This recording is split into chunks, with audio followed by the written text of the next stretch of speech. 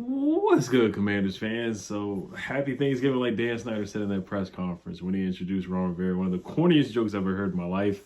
That was one of the funniest things I've heard, just because Dan was so goofy saying that. But happy Thanksgiving! Congratulations to all Commanders fans. I know everybody's excited. This was today, April 12th. I know it's going to be a holiday. And Dan Snyder officially is going to sell this team. That is finally a deal. Is not done. Pen to paper is not done yet, but they have officially come to an agreement per Sportico. This is the tweet right here.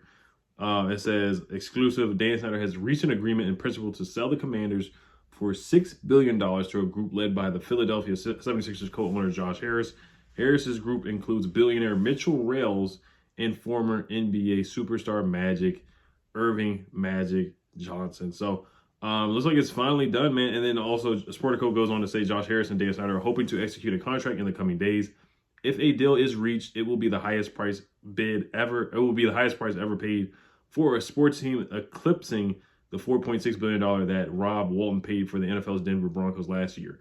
So yeah, I mean, this is awesome news. I mean, I know a lot of people are talking about doing a parade, popping bottles and stuff like that. I don't know if I'll go to a parade, but I am going to the draft party.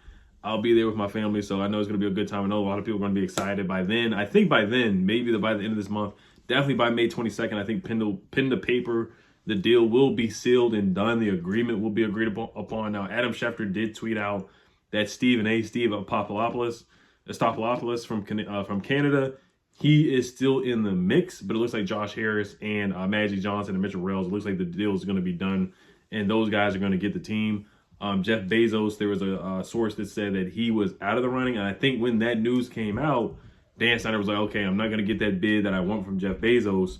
So I'm going to go with the Josh Harris and Magic Johnson and Mitchell Rales deal, which is about $6 billion. There was another guy, I forgot his name, Nikki Javala came up with a story. This other guy who wanted to buy the team, and he said the team was just not worth what Dan wants. And he put a $4.5 billion bid in, and then he took his bid out. He took his offer out. So, but it's awesome news. I mean, Dan Snyder, man, we haven't had a playoff win since, 2005?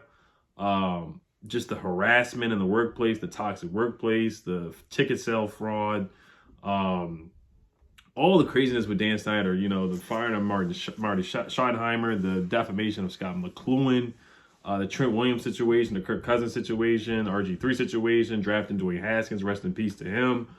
All the things, signing Albert Hainsworth, trading for Donovan McNabb, signing Deion Sanders, just all the crazy stuff that happened under Dan Snyder's watch. And just, like I said, the toxic workplace, the cheerleaders, whatever happened on that plane with Dan Snyder, him paying that money for the logo on the jet, just all the crazy stuff that we've seen and heard under Dan Snyder, just all the crazy allegations, all the charges, all the lawsuits. We just don't have to deal with that. Josh Harris, we've never seen a lawsuit come his way.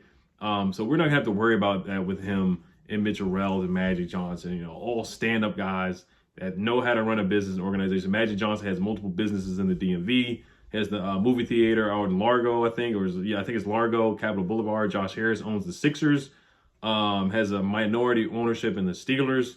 So these guys are good businessmen that we're not gonna have to worry about at all. So that's good news. Now the football field, we'll see if we can get a Super Bowl in the near future. We'll see what happens with Ron Rivera. I don't think they're going to bring him back unless he wins and makes the playoffs. We'll see if they keep Eric Bieniemy. If Eric Bieniemy does a good job, I hope they can keep him. But we'll see from a football standpoint. I'm happy that this is finally coming to an end. Finally coming to an end so we can just talk about football and focus on football. So I'm super excited about that, man. Super excited. We just don't have to worry about Dan. And he can go on his yacht and do his thing. So I know you guys are super excited. So there was one football thing I wanted to get to. They did have a top 30 visit with Devon Witherspoon, the cornerback out of Illinois. So I plan on making that video today, but of course this news came out. So I'll just quickly do a rundown on Devon Witherspoon. I think he's going to go before us. So he's going to be a top 10 pick. We have pick 16. So a lot of people have him as the first cornerback coming off the board. I mean, just looking at some numbers, he had a lot of completion percentage rate. 34.9% in 2022 per PFF. 14 pass breakups in 2022. 5'11", 181 pounds, ran a 4.40. Really good press man cover corner. Can play zone as well. Can really click and close really quickly. Had 4 picks on the year. 20 forced incompletions. In press coverage, he only gave up 1 catch. Gave up 0 touchdowns on the year as well.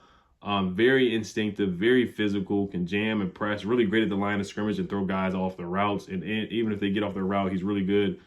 He has great foot speed to keep up with receivers and get pass breakups as well. And he can play in the slot as well. So he's a versatile corner, does have position flex. He can play outside and inside as well. So I think he would be a great draft pick. I like him a lot. It's really between him and Christian Gonzalez. But of course, I think Joey Porter's a guy that would fall to 16. Deontay Bates would be there at 16. Maybe you trade back for Deontay Bates. But Devon Witherspoon is a really good corner. I think he would definitely upgrade this room for sure, this cornerback room for sure. I think he would be probably the most athletic corner, the fastest corner, which is not hard to say on this roster, but he would definitely bring some speed, athleticism, and some dog. He certainly has that dog in him for sure. So, but yeah, good news, y'all. I mean, we'll see. I don't know if people are going to try to have a parade out Pennsylvania Avenue like we won the Super Bowl or something, but, you know, I know there's a lot of fans out there going crazy for sure. So, all right, you guys let me know what you guys think.